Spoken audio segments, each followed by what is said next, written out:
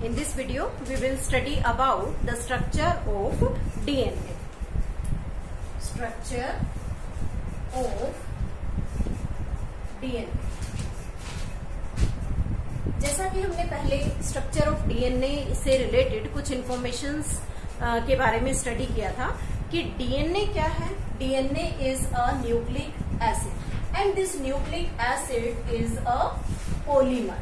Means this is the polymer which is made up of many monomer units. Monomer units, and the monomer is named nucleotide. जब हम इस nucleotide के बारे में बात करते हैं तो फिर से तीन चीजें निकल कर आती हैं. One is the nitrogenous base, second one is the pentose sugar. We can say pentose sugar that is different in both cases, in RNA as well as in DNA. And third one is the phosphoric acid. Phosphoric acid. इन सभी की जो detail थी वो हमने last video में study की थी कि किस तरीके से ये तीनों मिलकर न्यूक्लियोटाइड बनाते हैं और वो न्यूक्लियोटाइड एक पॉलीमर मीन्स एक न्यूक्लिक एसिड के फॉर्मेशन करेगा.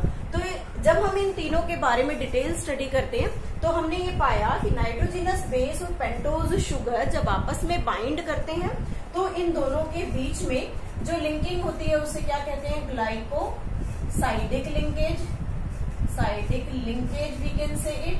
And when we talk about these two means pentose sugar, nitrogenous base और फोस्फोरिक एसिड जब आपस में लिंकिंग कर रहे हैं तो इन दोनों के बीच में ग्लाइकोसाइडिक, और जब पेंटोज और फोस्फेट जब जुड़ते हैं तो फोस्फो डाइएस्टर बॉन्ड बनता है. Phospho diester bond. और जब हमने फोस्फो डाइएस्टर बॉन्ड के बारे में स्टडी किया तो हमने ये कहा था कि फोस्फोरिक एसिड हमेशा पेंटोज शुगर के फिफ्थ कार्बन से अटैच होती है. Attached to fifth carbon of pentose sugar. Pentose sugar के फिफ्थ कार्बन से अटैच होगी. तो जब हम डीएनए की पोलैरिटी या पॉलीन्यूक्लियोटाइड चेन की पोलैरिटी के बारे में बात करेंगे तो एक चीज हमेशा ध्यान रखेंगे कि जिस पार्ट पर फोस्फोरिक एसिड अटैच है तो उसका उसी पेंटोज शुगर का जो थर्ड एंड है वो फ्री है. तो जो एंड फ्री होता है उसी एंड की पोलैरिटी डीएनए को दी जाती है. फॉर एग्जाम्पल जैसे यहाँ पर fifth carbon is busy in the formation of bond in one chain, so that the third carbon is free, hence the chain is known as 3' end. और second chain जो उसके anti parallel होगी उसके अंदर 3' से बॉन्डिंग स्टार्ट हो रही है तो फिफ्थ डैश एंड उसका फ्री है तो उसे हम क्या कहेंगे, 5' एंड. तो जब हम डीएनए की स्ट्रक्चर के बारे में बात करते हैं तो दो साइंटिस्ट सामने आते हैं जिन्होंने डीएनए के स्ट्रक्चर के बारे में डिटेल स्टडी की, प्लस में कुछ स्पेसिफिक रूल्स दिए रिलेटेड टू द डीएनए. तो first one is the Erwin Chargaff, जिसने चार्जफ्स रूल के बारे में बताया. Chargaff's rule. And this Chargaff rule said that what are the things present in the DNA structure. उसके बाद आए James Watson and Francis Crick. और इन दोनों ने complete detailed study of DNA के स्ट्रक्चर के बारे में कंप्लीट और डिटेल्ड स्टडी की. लेकिन जब वाटसन और क्रिक ने मॉडल को एक्सप्लेन किया था तो वो दो मेन इन्वेस्टिगेशंस पर डिपेंड करता था. कौन कौन सी इन्वेस्टिगेशंस थी? Investigations on which this structure of the DNA is successful. First is the base pairing means किस तरीके से जो नाइट्रोजिनस बेसिस हैं उनकी पेयरिंग हो रही है. And second thing X-ray diffraction. This X-ray diffraction helps in giving 3D view of DNA. इसने 3 डायमेंशनल इमेज ऑफ डीएनए को ट्रेस करने में हेल्प किया। तो ये मेन दो इन्वेस्टिगेशंस थी जो बहुत हेल्पफुल रही जेम्स वॉटसन और फ्रांसिस क्रिक को अपने मॉडल को, अपने डीएनए के स्ट्रक्चर को एक्सप्लेन करने में। एंड फिर एरविन चार्जफ का जो रूल था that is related to the base pairing, उसने भी काफी हेल्प किया। नेक्स्ट आता है इसमें कि एक्सरे क्रिस्टलोग्राफी क्या है। X-ray crystallography, what is this? X-ray crystallography. X-ray crystallography is a technique. इस एक्सरे क्रिस्टलोग्राफी का मेन मीनिंग क्या था?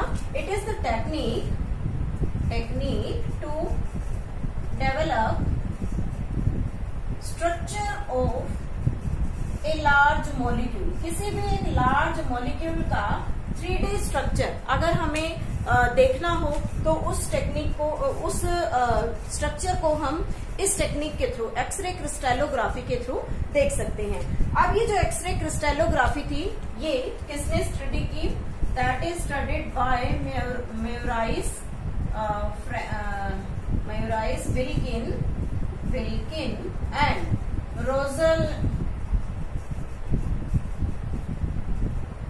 रोजलैंड फ्रैंकलिन।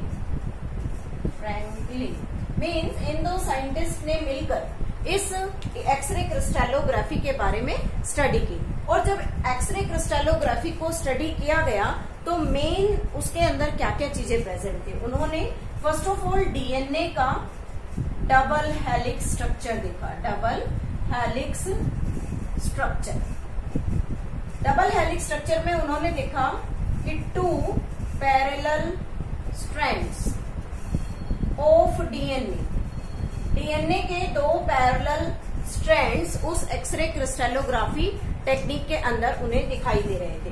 उसके बाद उन्होंने जब इसकी डिटेल्ड स्टडी दी, तो मैं यहाँ मेंशन कर रही हूँ, उस डिटेल्ड स्टडी में उन्होंने 2 चीज ये मेजर की कि डीएनए डबल हेलिक्स स्ट्रक्चर है, 2 पैरेलल स्ट्रैंड्स जो हैं डीएनए के वो एंटी पैरेलल डायरेक्शन में अटैच हैं। और एंटी पैरेलल डायरेक्शन मैंने अभी यहाँ पर बताया था आपको कि जो एंड कार्बन का फ्री होगा वही पोलैरिटी हम उसे प्रोवाइड करते हैं।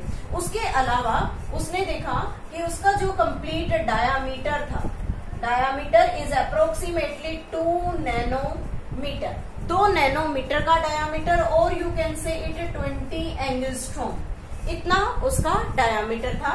उसका जो एक हेलिक्स था, एक हेलिक्स की जो टोटल लेंथ थी जिसमें मेजर और माइनर ग्रुप्स प्रेजेंट हैं, that is about 0.34 nanometre. 0.34 nanometre का एक हेलिक्स प्रेजेंट है। उसके अलावा distance between two successive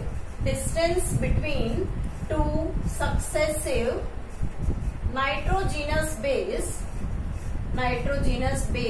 is 3.4 nanometre. इस तरीके से उसने 3 अलग अलग ऑब्जर्वेशंस को इसमें, अगर हेलिक्स को कंप्लीट स्टडी करते हैं तो उसमें देखिए अभी हमने यहाँ कहा था कि distance between the 2 successive nucleotide, और जब हम डीएनए की बात करते हैं तो एक जो ग्रुप है हेलिक्स की उसके अंदर 10 न्यूक्लियोटाइड्स या 10 नाइट्रोजीनस बेस जो है पेयर्स जो है वो अटैच होते हैं। तो यहाँ पर टोटल जो हो गया वो 3.4 नैनोमीटर, और अगर हरेक के बीच में एक एक 2 जो सक्सेसिव नाइट्रोजीनस बेस हैं, suppose that these are the 2 nitrogenous bases stacked over one another and they have the distance between these two is 0.34 nanometer.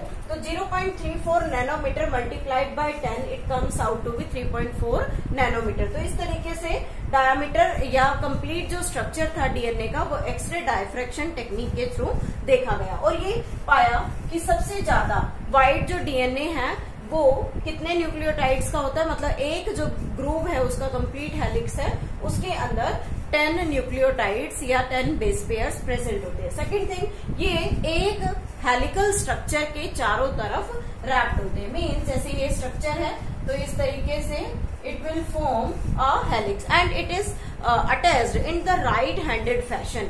Right handed fashion में इस तरीके से उसकी कॉइलिंग प्रेजेंट होती है। तो this is the structure of the DNA. It means it is the general X-ray diffraction technique.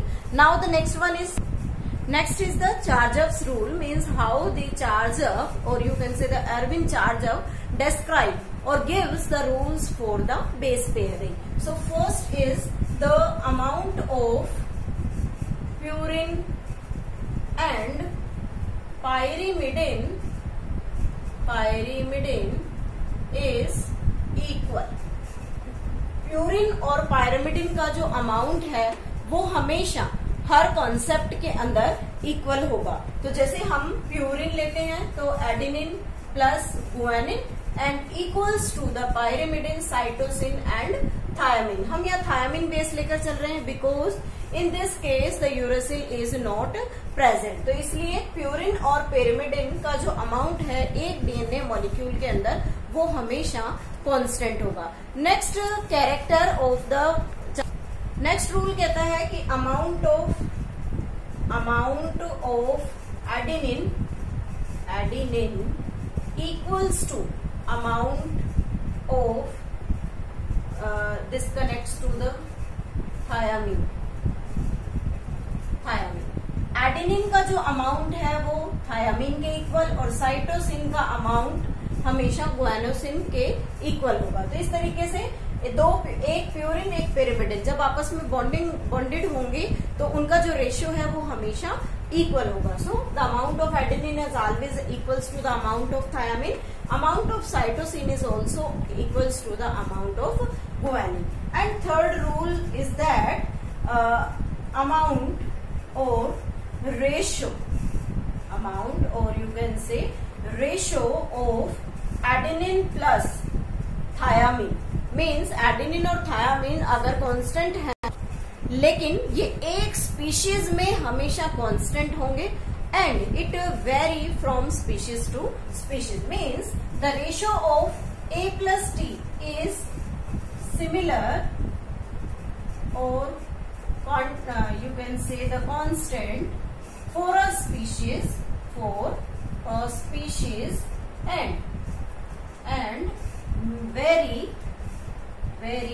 from species to species.